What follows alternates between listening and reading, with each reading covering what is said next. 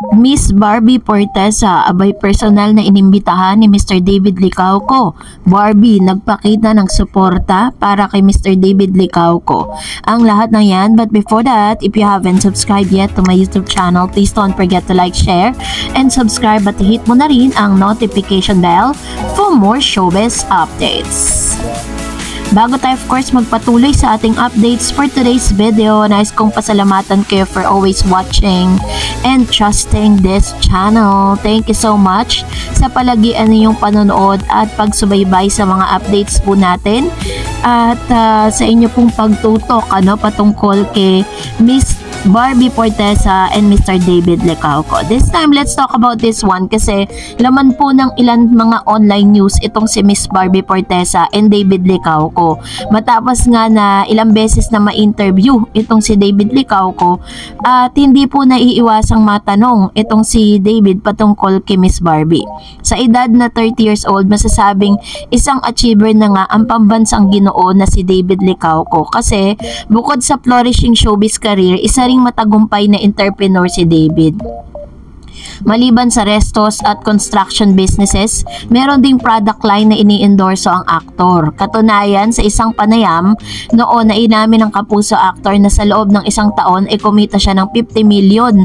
Sa tsikahan naman nila ni Tony sa vlog, natanong din si David tungkol sa kanyang entrepreneurial skills. Anya, matipid daw talaga siya kaya nakakaipon siya. Di raw siya into luxury brands at pinag-iisipon muna niya bago bumili. Pati raw sa business decision bago siya mag-decide ay maingat niyang pinag-aaralan. Nang matanong naman siya ni Tony tungkol sa kanyang love life, sinabi niya na mas prefer daw niya na non-showbiz ang next niyang magiging nobya.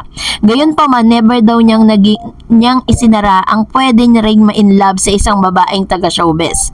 Maliban sa maganda, bet din daw niya ang isang girl ng chinita pero yung tipong hilaw na chinita. Bet din daw niya yung maputi, nice at understanding na nauunawaan ng kanyang trabaho at posibleng matagpuan niya sa showbiz. Say pa niya, hinahanap din daw niya ang prospective girlfriend, yung girl or someone who's in touch in life. Explika niya, ang bebot daw na touch in life para sa kanya is yung assertive na hindi laging nasa phone or social media pero may sariling pag-iisip at walang paki sa mundo o sasabihin ng ibang tao. Sa naman ng ilang mga netizen, itong mga qualities na peg niya ay sa jojowain ay tinataglay ng kanyang love team partner na si Miss Barbie Portesa. Sa nasabing interview, hindi rin niya ikinaila na may pressure sa tambalan nila ni Barbie sa kasalukuyan lalo pat pareho silang single. Marami raw kasing shippers na nirereto sila lalo na ngayon na wish ng lahat na magkatuluyan sila. Pero tulad ni Barbie, mas bet daw di umano niyang mag-focus sa kanyang karera. Career-wise, gusto rin daw muna niyang maging established actor dahil kung mag-aasawa nga naman siya, ay masasaya ang mga oportunidad na pinagsikapan din niya. So, ibig sabihin po, talagang inilabas na ni Mr. David Licauco ang ilan sa mga qualities ni Miss Barbie. Kulang na lang banggitin niya si Barbie Portesa sa kanyang interview.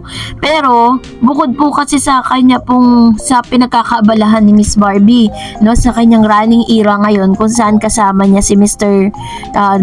Alden Richards ay talaga namang ngayong araw ay tuwang-tuwang ilang mga netizen kasi ngayong araw po yung premiere night nitong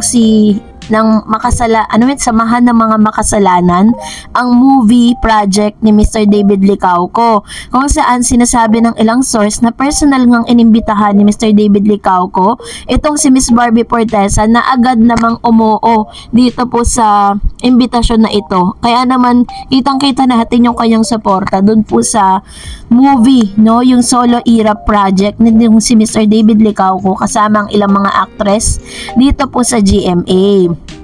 So dito pinakita talaga ni Barbie na kapag kailangan siya ni David Licauco talagang hindi siya mawawala. Talaga makikita mo na nandun na sila sa sa stage kung saan talagang nagsusuportahan po sila sa isa't isa na bagay na nagustuhan ng ilang mga netizen. Biruin nyo, sobrang busy ni Miss Barbie Forteza. Ang dami niya ring ganap sa buhay pero nabigyan niya ng oras si Mr. David Licauco to support the movie at ipakita lang na kahit hindi siya kasama sa movie, nandun po yung kanyang presence at nandun po yung 100% support niya para kay David Licauco. Kaya nga talagang sobrang love na love sila ng Barda. At dahil dyan, narito ang ilan sa mga comments po ninyo patungkol naman sa ating latest updates. Unahin natin ang komento mula kay Miss Estrelita Godoy. Yes, it was very clear. They are so very close friends, so caring and respecting each other. Ay hindi dapat mawala para tumagal ang love team. There's no big issues in caring a lot by David. Hindi naman nagalit si Barbie, bagko sinagot niya rin yung also care him a lot. We don't know kung anong usapan ng Barda. Just look their body language. Ayun na yun. Kung alam nyo po, kung if you're going to read between the lines, kung babasahin nyo lang yung mga sinabi ni Mr. David Licauco, katulad, as I've said earlier, kulang na lang, banggitin niya yung pangalan ni Miss Barbie Forteza na si Barbie yung tinutukoy niya. Doon po sa kanyang mga adjectives sa sinabi patungkol dun sa babaeng natitipuhan niya, no? Kaya talagang mag-aantay tayo, aantay natin kung hanggang saan, no, mapupunta yung level ng kanilang friendship. And sabi ni Miss Carmen, we love Barda. And sabi ni Miss Melanie, yes, totoo po yan. Yung pagiging totoo nila, yun ang minamahal ng kanilang fans. Kaya nga, di ba, parang hindi nila kailangan pretend na sobrang na mag-on na sila. Hindi nila kailangan mag-pretend na sobrang sweet nila. 'Di ba? Para talagang tangkilikan sila ng tao nung mga hindi pa sila single, 'di ba?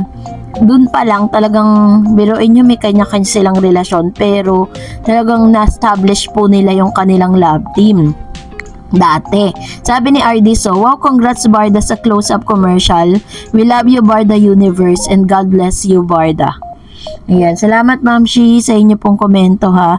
And of course, we will always we look forward for more mga commercials, TV commercials po ng Barda or ni Barbie Forteza and Mr. David Licauco. Sabi ni Miss Virgo, September, fight for Barda, hashtag Barda forever, hashtag power tandem, hashtag David Barbie forever.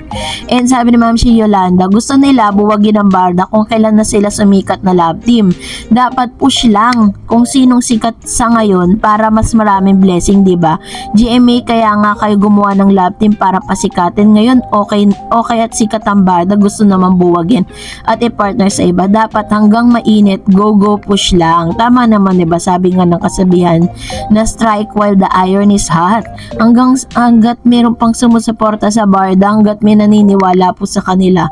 Parang hindi po timing na bubuwagin. Parang wala pa naman po akong nababalitaan na bubuwagin ng Barda kasi may mga upcoming projects po sila after yung movie ni Mr. David Licauco with Sanya. Kasi testing the water yan Kapag pumatok po yan, movie na yan, possible na talagang may kasunod pa yan. Pero kung hindi, parang talagang mas effective pa rin na kasama niya si Barbie Forteza, diba? Sabi ni Miss Trelita Godoy, it's a dream of David to have a breakthrough movie with Catherine Bernardo. Malay natin, baka along sumikat pa siya. Besides, it's another additional income for both of them.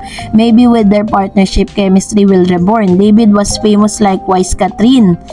So, sabi niya, ako believe that Barbie can pursue her happiness and find the right man with the help of the universe and our Almighty God, Jesus Christ. Sana wag nang maulit muli ang mga nakaraang kabanata of her life, praying and hoping, love, live peacefully. Ayan, ito naman yung kanyang opinion patungkol. Actually po, hindi naman talaga sinasarhan na magkabilang panig na possible talaga na magkakaroon sila ng mga other partners sa kanila mga movie, pero hindi po yun yung magiging dahilan para po buwagin at alisin ang love team na Barda.